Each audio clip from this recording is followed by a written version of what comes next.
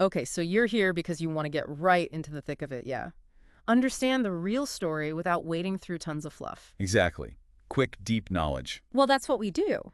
Today, we're plunging deep into the Cali Cartel. This was an operation that, for a time, really did have a massive grip globally. It's quite a story. We've got some excellent source materials here, articles covering their rise, how they were set up, their methods, and eventually their fall. Right. And our mission, our goal for this deep dive is simple. Pull out the absolute key insights. Find those surprising details that really show how they became so incredibly powerful. And one of the first things that just jumps out is that nickname they had, Oh, Los Caballeros de Cali. the Gentlemen of Cali, yeah.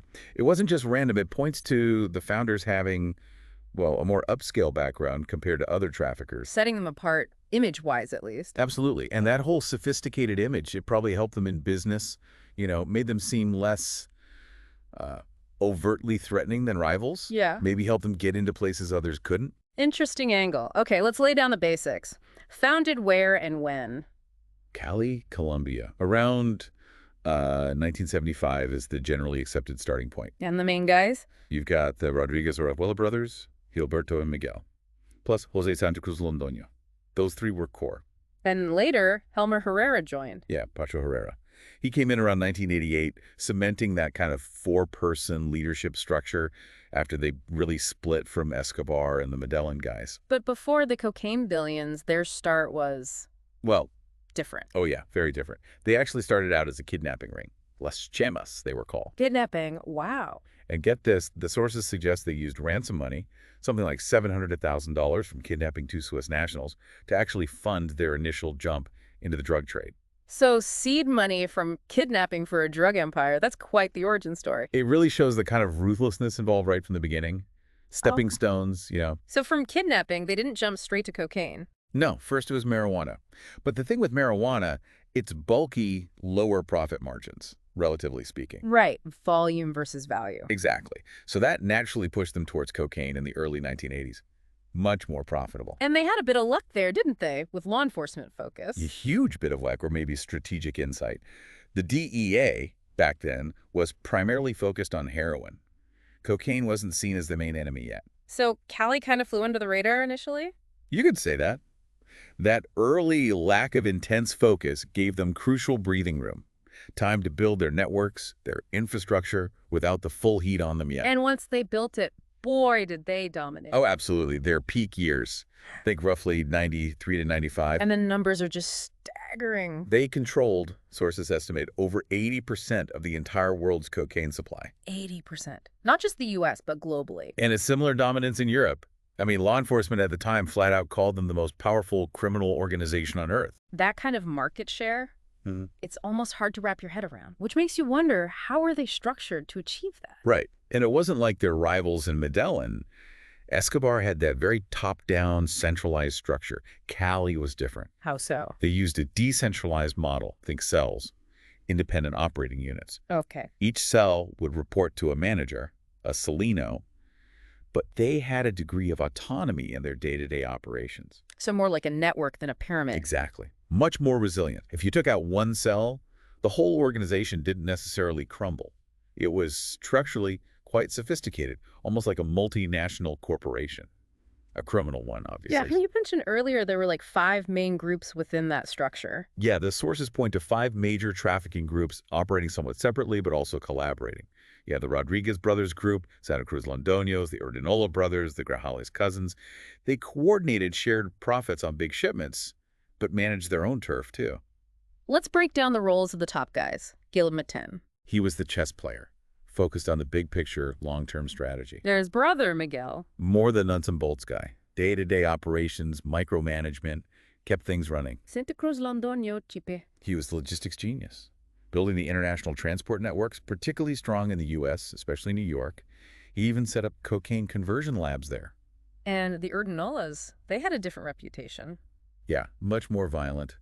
Responsible for a lot of the heavy stuff, the murders within Colombia, but also key in U.S. distribution and, interestingly, moving into heroin. Diversification. And the Grajales cousins. Their focus was partly on creating a legitimate front, but also pioneering new routes, especially into Europe.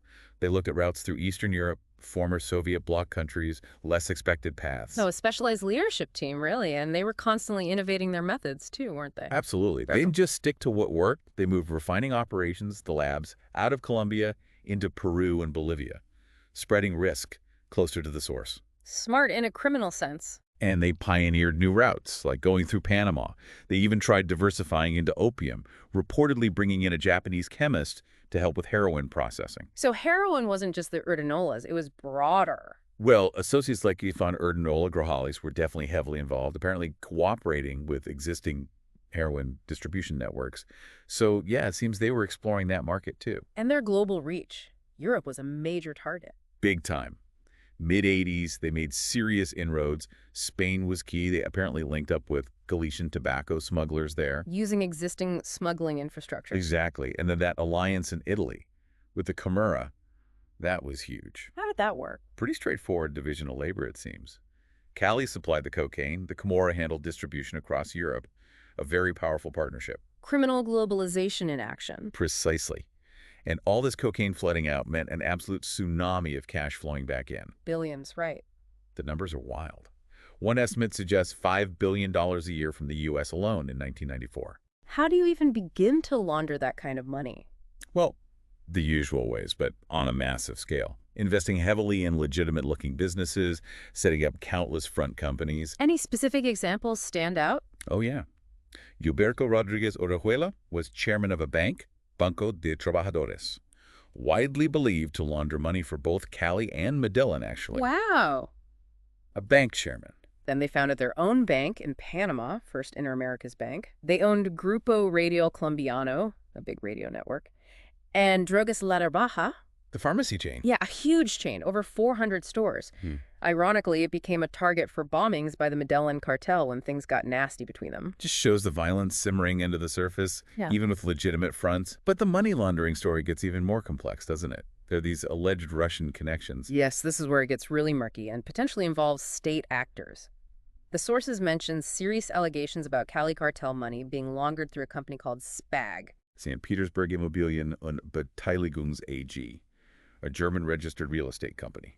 And the really explosive part is the alleged connection to Vladimir Putin back in the 1990s when he worked in St. Petersburg. Putin linked to Cali Cartel money laundering. There are strong suspicions, detailed in the sources, that SPAG was a channel for laundering money for both Russian organized crime and the Cali Cartel.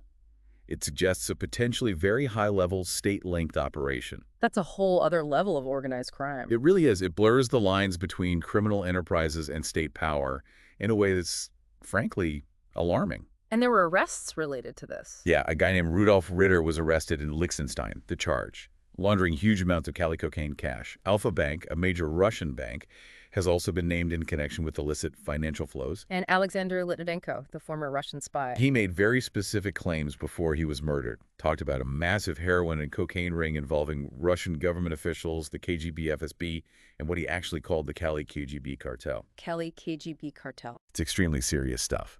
And then there was that report, more recently, September 2020, about alleged Cali KGB cocaine being moved through the Russian embassy in Argentina, heading to Russia. Through an embassy? Good grief. It paints a picture far bigger than just drugs, doesn't it? State complicity, maybe. It certainly raises those disturbing questions.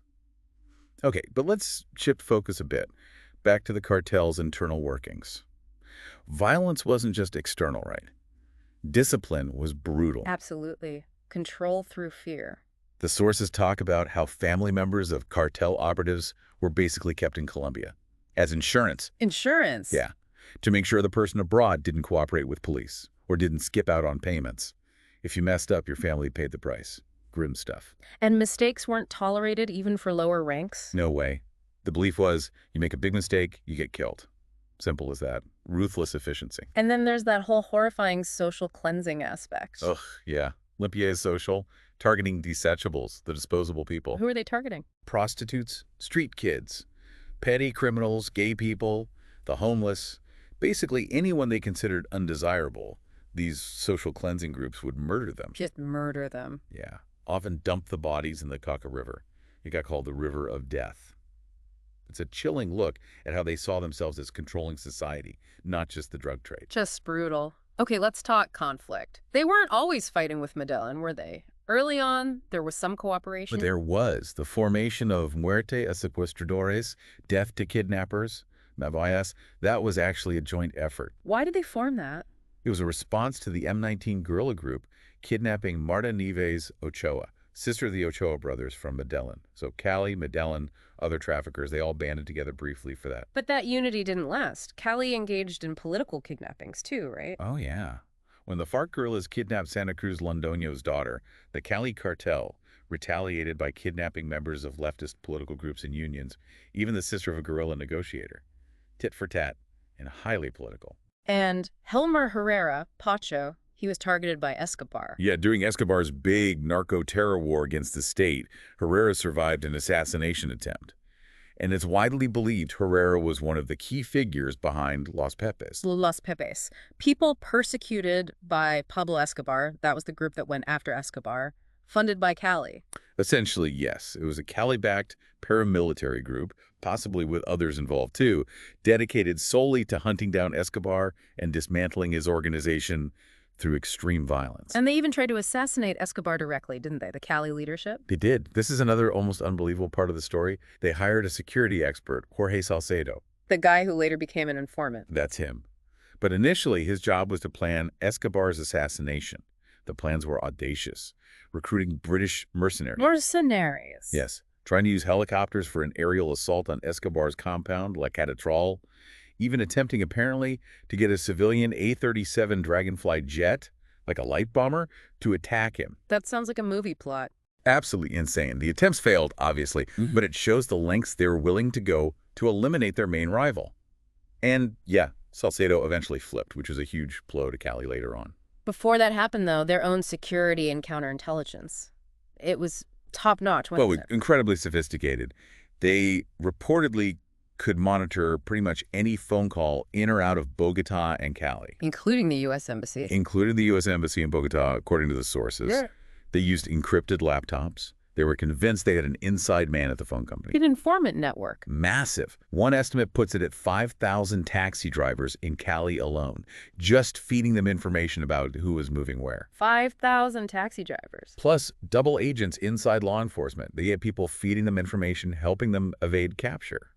There's an instance where intel from within helped Miguel Rodriguez Orejuela escape a raid. The level of penetration was just staggering. So let's loop back to Medellin. We mentioned the early cooperation, like the MAS group and that bank. First Inter-Americas Bank, yeah, co-owned for laundering. And they even tried to divide up the U.S. market. Sort of. Cali took New York City. Medellin focused on South Florida, Miami. Los Angeles was apparently contestant territory. Like gentleman's agreement, almost. For a while, maybe. They tried to stabilize prices and production together, too. But in that business, competition is just too easy, too tempting. That cooperation wasn't built to last. What broke it? Medellin trying to muscle into New York, Cali's turf. Plus, paranoia. When Jorge Ochoa got arrested, there were suspicions about who might have tipped off the authorities. Trust eroded quickly. And then came Los Pepes. Right, that was the Cali Cartel essentially declaring all-out war on Escobar, taking advantage of his war with the government. And the sources mentioned something really controversial, What's that? that Los Pepes might have received assistance, maybe intelligence or training, from elements of the U.S. Delta Force. U.S. Special Forces helping a cartel-funded death squad kill Escobar. That's the allegation in some accounts. It's a very murky area, but it highlights how complex and morally ambiguous the fight against Escobar became. Regardless, Los Pepes were effective, weren't they? Brutally effective. They killed hundreds of Escobar's associates, lawyers, family members, destroyed his property. They played a huge role in weakening him, contributing to his eventual death. And with Escobar gone, Cali stepped into the vacuum. Exactly. Escobar's fall cleared the way for the Cali Cartel to reach that absolute peak of power we talked about, that 80% global market share. But, as always, that peak was temporary. The law eventually caught up. It did. Even before the final arrests, they were taking hits, big seizures. Like that 67 tons of cocaine seized in 1991, 3/4 of it thought to be Cali's. 67 tons. And specific operations, like Operation Cornerstone by U.S. Customs, dismantled parts of their network, led to arrests. The pressure was building. And then the big takedown in 95. Yeah, summer of 1995, June and July. A series of major arrests that basically decapitated the leadership. Gilberto Miguel Santa Cruz Herrera. They got him. And the Rodriguez brothers ended up in the U.S. Eventually, yeah. Hmm. Extradited in 2006. They have pled guilty to drug trafficking, money laundering. Apparently, they even cooperated to help authorities find hidden assets likely to secure deals for family members. And that pharmacy chain, Drogas Arbaja. The Colombian government seized it, a very visible symbol that the Cali Cartel's legitimate fronts were being dismantled, along with their criminal operations. Okay, so let's try and wrap this up. What are the big takeaways from this deep dive? Well, first, the sheer sophistication. This wasn't just a gang, it was a global enterprise.